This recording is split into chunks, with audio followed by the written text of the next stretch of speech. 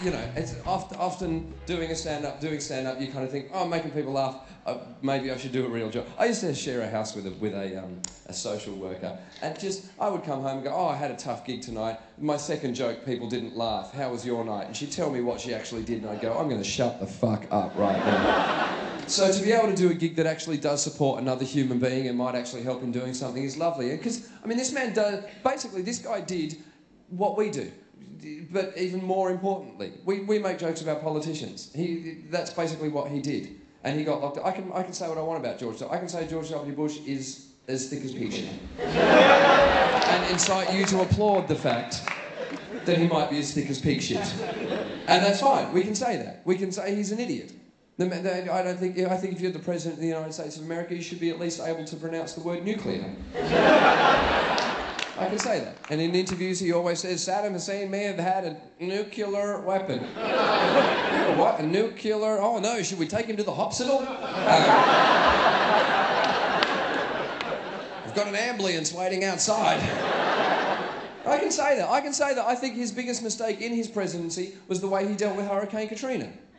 And I firmly believe that, because that should have been an easy thing to deal with. All he had to do was go to New Orleans, look like he was helping out, have a photo holding a shovel, people would have loved him. He still screwed that up.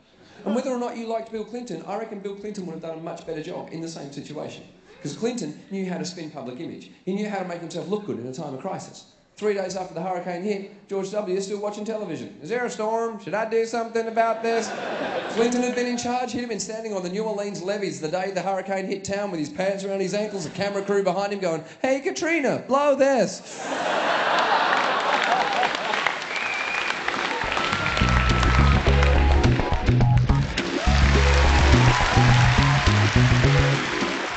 But sometimes I worry about being a curmudgeon. I have these moments in my life where I think, God, I'm getting so old that before long I'm going to go to a newsagent's, pick up a copy of the Daily Mail and go, oh, actually, that's rather a good point. Oh, Richard Littlejohn, you are so wise. You really are. Because I just find all of the newspapers, they're just so fascinating. The Mail's great because the Mail has what I call magic eye headlines, right? You pick it up and you go, oh, dear, not again. Oh, hang on.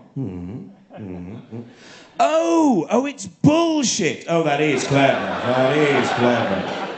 It looks like news. If you pull it back and defocus the eyes, actually it's bullshit. I don't think some illegal immigrants killed a unicorn at all. It's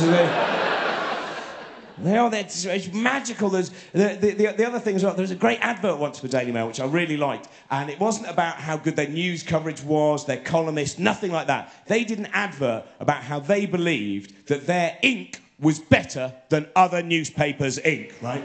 And it had on the billboard poster 2 sets of hands, and the first set of hands were kind of all covered in ink, like I've been reading The Independent. It's kind of like, oh no, look at the state of my hands, I can't believe it, oh, the shame. And then next I had a pair of pristine hands going, look at my hands, I've been reading the Daily Mail. Not a mark. And the tagline was, Daily Mail won't make your hands inky, right? Might anyone think what they're really saying is, Daily Mail, don't worry, it won't turn you black.